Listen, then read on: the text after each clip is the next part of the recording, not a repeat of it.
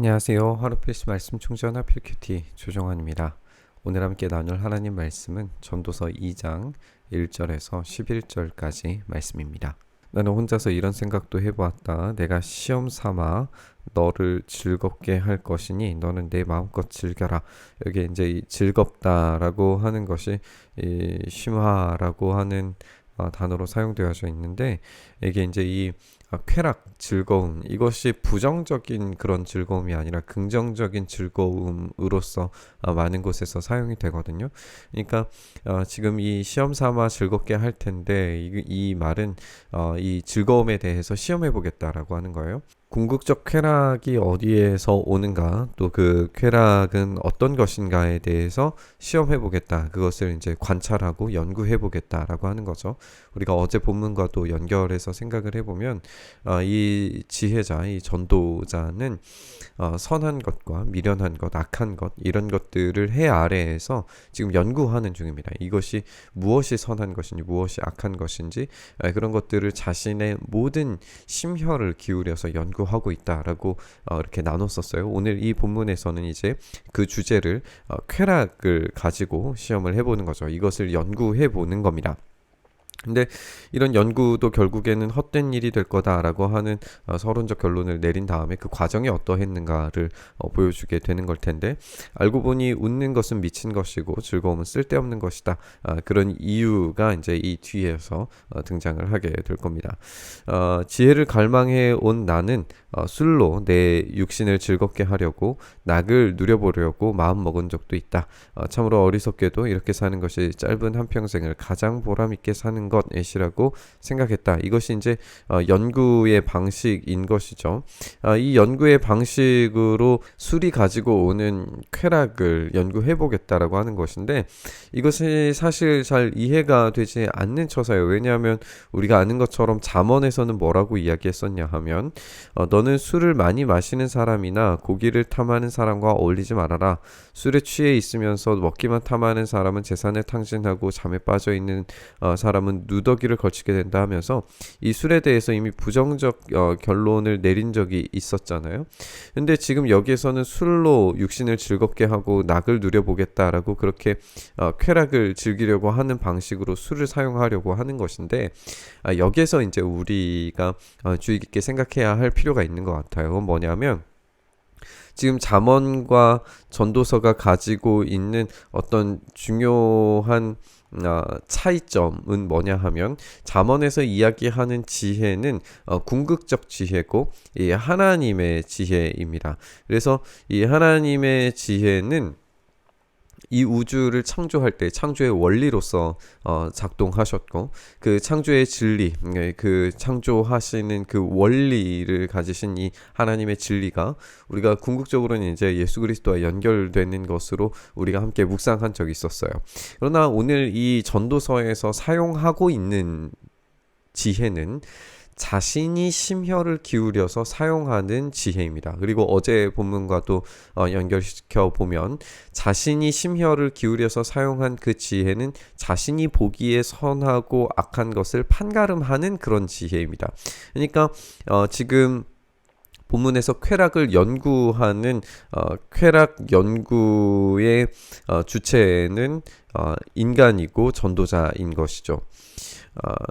하나님의 지혜는 이렇게 술을 마시는 것, 고기를 탐하는 것, 게으르게 되는 것에 대한 결론을 부정적으로 내리고 있는데, 전도자의 경우에는 지금 쾌락을 연구해야 되는 입장이기 때문에 술이 쾌락을 어떻게 가지고 오는지에 대해서 깊이 연구해 보겠다라고 하는 거예요. 그리고 이제 이런 술뿐만 아니라 여러 가지 큰 일을 성취함으로써 이 쾌락을 연구를 해보게 되는데, 궁전도 짓고 포도원도 만들어 보았다라고 하면서 여러 가지 이제 만든 이야기들, 그리고 이제 생산해낸 성취와 업적들에 대해서 이야기를 하고 있어요. 여기에 이제 함께 생각해 보고 싶은 건, 여기에 정원과 과수원을 만들었다라고 하는 표현이 깊이 등장을 하고, 이 정원과 과수원 안에 있는 내용물들에 대해서 자세하게 기록하고 있는 것처럼 보인단 말이에요. 근데 여기에 이제 이 정원이라고 하는 동산이라는 단어의 원형이 어디에 사용되었냐 하면 창세기에서 동산이라고 번역되는 것이 이제 간이라고 해서 지금 이 가나로 번역된 정원의 원형이 이 동산입니다. 이 동산에다가 과수원도 만들고 거기에 온갖 과실도 심어 보게 된 거예요. 이런 이미지 자체가 무엇을 떠올리게 만드냐 하면 우리가 어제 본문에서는 선하고 나쁜 것을 자기의 지혜로 판단 근거로 삼아서 그것을 해보려고 했는데 허무한 결과를 냈단 말이에요. 오늘 이 본문에서는 동산을 자신이 직접 만들고 마치 자신이 이 동산의 하나님이 된 것처럼 자신이 관리하고 다스리고 온갖 과실과 열매들과 과일나무를 심고 그것을 풍성하게 만드는 것을 성공적으로 해냈다라고 하는 것으로 읽혀지는 거죠. 나무들이 자라서 숲에 물을 대려고 여러 곳에 저수지도 만들고 그러니까 땅과 물이 있는 공간을 나누고 거기에다가 채워 넣는 그런 일들 이런 것들이 이제 하나님의 창조 원리를 모방하는 그런 모습이 될 수 있겠죠. 그리고 남녀 종들을 사들이기도 하고 씨종들을 태어나게 하기도 합니다. 생육하고 번성하게 만드는 거죠. 지금까지 예루살렘에 살던 어느 누구도 일찍이 그렇게 가져본 적이 없을 만큼 많은 소와 양 같은 가축대도 가져봤어요. 이것도 이제 집짐승과 그리고 들판에 이제 있는 동물들을 표현하는 거라고 생각한다면 이런 동산의 모형들을 우리가 생각을 해볼 수 있을 겁니다. 또 은과 금, 임금들이 가지고 있던 여러 나라의 보물도 모아봤고 남녀 가수들도 거느려 보았고 남자들이 좋아하는 처첩도 많이 거느려 봤어요. 이렇게 이 동산 안에서 행해지는 온갖 즐거움과 쾌락들을 다 누려보게 된 거예요. 예루살렘에 살던 어느 누구보다 더 큰 세력을 가진 사람이 됐고 지혜가 늘 내 곁에 깨우쳐 주었다라고 이야기합니다. 그러니까 여기에서의 이 지혜는 하나님께서 주시는 그런 궁극적 지혜라기보다는 이 세상이 가질 수 있는 최고의 쾌락적 지혜를 이야기하는 것이고 이 지혜라고 표현한 것이 이 전도자의 지혜로 표현이 되면서 이 지혜의 오용과 한계를 분명히 보여줍니다. 왜냐하면 하나님의 궁극적 지혜는 참된 쾌락과 참된 즐거움과 참된 열매를 맺게 되는 방식으로 결론이 맺게 되는데 오늘 이 지혜자가 사용한 이 전도자가 사용한 지혜는 이 쾌락을 연구하면서 그것으로 많은 성과를 낸 것 같지만 그것이 잘못 사용되어서 한계를 맞이하게 되는 걸 우리가 보게 된단 말이에요. 이렇게 전도자는 모든 것을 다 얻었습니다. 누리고 싶은 모든 것을 다 누렸고 누리고 싶은 낙은 무엇이든지 삼가하지 않음으로써 이 쾌락에 대한 연구를 성공적으로 해냅니다. 이 쾌락 연구에 따라서 일마다 자랑스럽게 여겨졌어요. 그 순간적인 즐거움과 성취감은 이루 말할 수 없는 것이겠죠. 이것은 내가 수고하여서 얻은 나의 몫이라고 이야기를 하고 있습니다. 그러니까 여기에서 사용하는 지혜의 주체자는 전도자이고 이 전도자는 결국에 하나님이 아닌 인간이라는 것을 명백하게 이제 보여줍니다. 그런데 이제 우리가 살펴보는 것처럼 그러나 내 손으로 성취한 모든 일과 이루려고 애쓴 나의 수고를 돌이켜보니 세상 모든 것이 헛되고 바람을 잡으려는 것 같고 아무 보람도 없는 것이었다라는 결론을 내리게 됩니다. 지금 이 전도자는 동산을 만들고 하나님을 모방하는 그런 엄청난 일들을 해냈음에도 불구하고 그 결론 자체가 헛된 것, 이 헤벨이라고 번역되는 헛됨으로 결론 지게 되는 것을 우리가 보게 되는 거죠.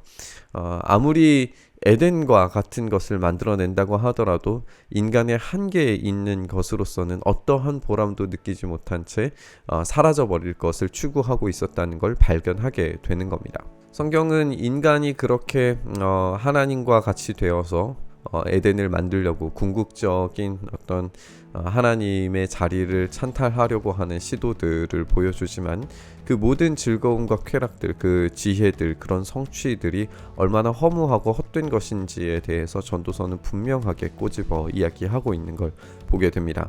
이것이 지혜의 역설입니다. 분명히 이 땅에서 성과도 나고 그것으로 열매가 맺혀지는 것처럼 보이기도 하고 심지어는 보람을 느끼고 자랑스러움을 느끼기도 합니다. 그러나 그것의 궁극적인 결말까지 끌고 가보면 그것들이 어떠한 성취도 아니었음을 깨닫게 된다는 거죠.